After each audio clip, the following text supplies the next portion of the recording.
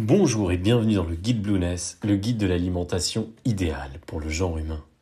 Aujourd'hui, nous allons parler de la vitamine A. C'est la première vitamine à avoir été découverte en 1913, d'où la lettre qu'elle porte.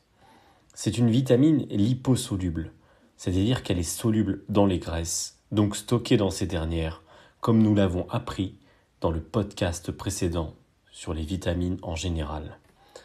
Elle est stockée en grande quantité par l'organisme et on la retrouve soit sous sa forme naturelle, soit sous la forme de provitamine A.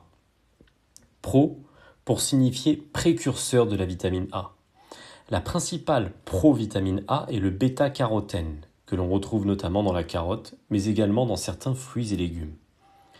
Alors à quoi sert la vitamine A? Quels sont ses bienfaits? Tout d'abord, elle joue un rôle indispensable pour la qualité de la vision, en permettant le déclenchement de l'influx nerveux au niveau des nerfs optiques.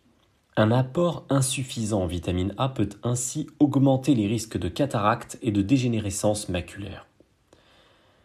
Ensuite, la vitamine A, plus précisément le bêta-carotène, donc le précurseur de la vitamine A, possède d'importantes propriétés antioxydantes. Et pour rappel, les antioxydants permettent de lutter contre le vieillissement cellulaire et contre le stress oxydatif. Ensuite, sur la peau, la vitamine A est un précurseur de la mélanine responsable de la pigmentation de la peau.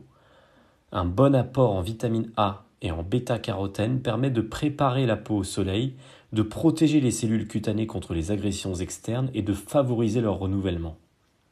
Enfin, la vitamine A aurait des propriétés bénéfiques dans la croissance des os et dans la santé des muqueuses et des cheveux. Les carences en vitamine A sont pratiquement inexistantes dans les pays développés. Elles sont surtout connues dans les populations défavorisées et entraînent majoritairement des troubles de la vision et une diminution des défenses immunitaires. A priori, il n'y a donc aucune raison de se supplémenter en vitamine A. À haute dose, les apports en bêta-carotène peuvent donner une coloration orange de la peau. Et enfin, chez la femme enceinte, un excès de vitamine A peut entraîner des malformations fœtales.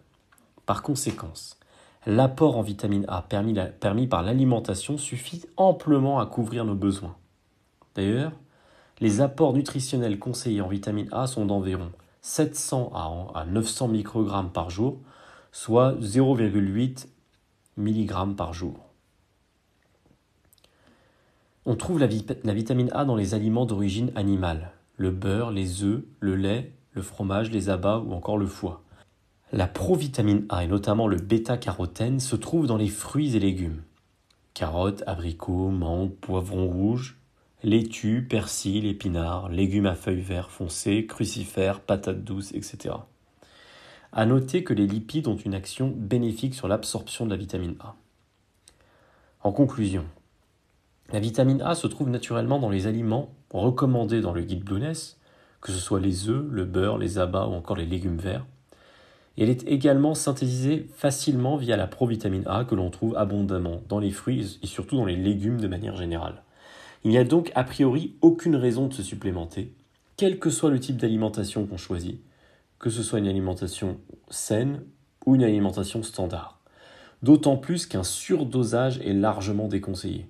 Pensez donc à vérifier le dosage en vitamine A, par exemple dans les multivitamines que vous pourriez acheter. Ce sera tout pour la vitamine A. À très bientôt dans le guide Blueness.